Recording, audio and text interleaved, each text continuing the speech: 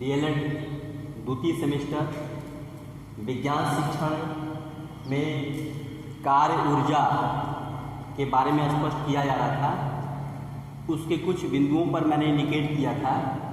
आज उसी के आगे बताने का प्रयास किया जा रहा है। देखिए, मैंने बताया था कि जो है कार्य करने की जो क्षमता होती है उसे हम ऊर्जा कहते हैं, और किसी भी काम को करने के लिए हमें किसी न किसी प्रकार की एनर्जी की, किसी न किसी प्रकार की ऊर्जा की आवश्यकता होती है, चाहे वो मशीन काम करे चाहे मनुष्य काम करे।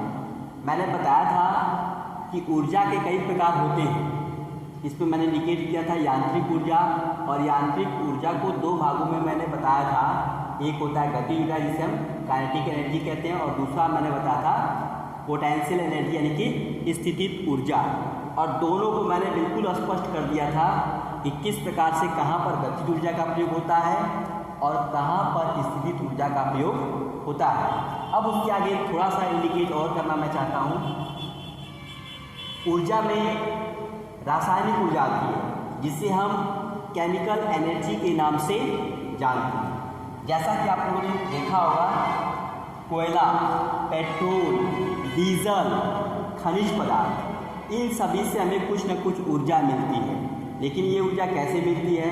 तो ये ऊर्जा हमें रासायनिक प्रक्रिया के द्वारा मिलती है। जैसे कोयला है, कोयला को जब हीट किया जाता है, गर्म किया जाता है, या फिर कोयले को जब जलाया जाता है तो उससे हमें ऊर्जा मिलती है। और ऊर्जा के द्वारा बहुत से काम होते हैं, बहुत से कार्य किए जाते हैं। इसी प्रकार से बहुत से ऐसे खनिज पदार्थ हैं जिसका हम सेवन करते हैं। जीव जंतु जिसको खाते हैं तो उसके खाने से हमारे शरीर को क्या मिलती है? ऊर्जा मिलती है, क्योंकि उन खनिज पदार्थों के द्वारा बहुत से मिनरल्स, बहुत से विटामिन्स हमारे शरीर के अंदर जाते हैं जो हमारे शरीर के लिए आवश्यक होते हैं। और उन्हीं खनिज पदार्थों के माध्यम से हम लोग अपने शरीर के लिए ऊर्जा प्राप्त करते हैं। अब आ जाइए, इसके बाद हमारा आता है उष्मीय ऊर्जा जिसे हम हीट एनर्जी के नाम से जानते हैं। हीट एनर्जी, ऊष्मा, जिससे हमें गर्मी का अनुभव होता है, उससे हम लोग क्या बोलते हैं? उष्मीय ऊर्जा बोलते हैं। जैसे हमने यहाँ पे एग्जाम्पल दिया है सूर्य की ऊष्मा। सूर्य की ऊष्मा क्या है? उष्मीय ऊर्जा है। अब देखिए, उष्मीय ऊर्जा का सबसे बड़ा प्रभाव क्या होता है?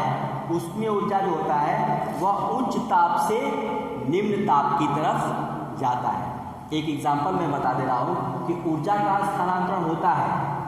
जैसे कि लोहे की राड को अगर हम कोयले की आंच पर गर्म करते हैं या फिर उसे किसी भी के माध्यम से गर्म किया जाता है, तो सबसे पहले लोहे का पहला सिरा गर्म होता है और धीरे धीरे ऊर्जा जो होती है वो बढ़ती चली जाती है, और लास्ट में जो है उसका बी पॉइंट, अगर ये ए पॉइंट है और इसका वो बी पॉइंट है, तो धीरे धीरे ऊष्मा का प्रवाह होते होते बी पॉइंट तक गर्म हो जाती है। इसका मतलब कि उष्मीय ऊर्जा का प्रवाह जो होता है वो कैसे होता है? उच्च ताप से निम्न ताप की तरफ होता है। इसी तरीके से मैंने यहाँ पे दूसरा एग्जाम्पल लिया है विद्युत धारा। विद्युत धारा में भी आप लोगों ने देखा होगा उच्च विभव से निम्न विभव की तरफ विद्युत धारा का प्रवाह होता है। तो इस प्रकार से हम कोई भी काम करते हैं या किसी काम को करने का प्रयास किया जाता है तो हमें ऊर्जा की आवश्यकता होती है। और जब हम कोई भी काम करते हैं तो काम करने के परिणाम स्वरूप उसका कुछ न कुछ परिणाम होता है। जैसे हमने किसी चीज़ को उठाया तो उसका परिणाम क्या हुआ? वस्तु अपने स्थान से स्थानांतरित हो गई। अब देखिए, एक महत्वपूर्ण प्रश्न इसमें पूछता है ऊष्मा और ताप में अंतर। मैंने यहाँ पे शॉर्ट में लिखने का प्रयास किया है। एक साइड में ऊष्मा है और दूसरा है ताप यानी कि टेम्परेचर। मैंने पहला पॉइंट लिखा है ऊष्मा क्या होती है? ऊर्जा का एक रूप है, जबकि ताप क्या होता है? वस्तु की ऊष्मीय अवस्था जिसे हम माप सकते हैं। या क्या है? यह ऊर्जा से डिफर है, ऊर्जा से अलग है। वस्तु की ऊष्मीय अवस्था होती है।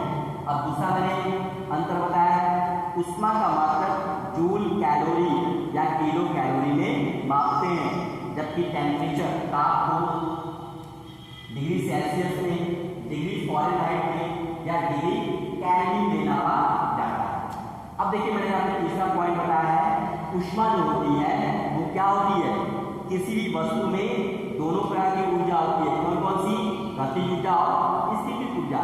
अर्थात ऊष्मा जो है दोनों का योगफल होता है, जबकि ताप में क्या होता है, अणुओं की गतिज ऊर्जा ताप, अर्थात अणुओं में गतिज ऊर्जा होती है, वही क्या होती है, वही टेम्परेचर को इंडिकेट करता है। अब लास्ट मैंने अंतर बताया है, कार्य करने की क्षमता को क्या कहते हैं, ऊष्मा कहते हैं, जबकि इसमें कार्य करने की कोई क्षमता नहीं होती है, वो सिर्फ टेम्परेचर को इंडिकेट करता है। फॉर एग्जाम्पल, जैसे हमें बुखार हो जाए तो बुखार हम लोग क्या बोलते हैं, वही बोलते हैं कि हमारा टेम्परेचर क्या हो गया, बढ़ गया, हमारे शरीर का तापमान जो है वो इंक्रीज कर गया है, जबकि उसका ऊष्मा से कोई मतलब नहीं। धन्यवाद।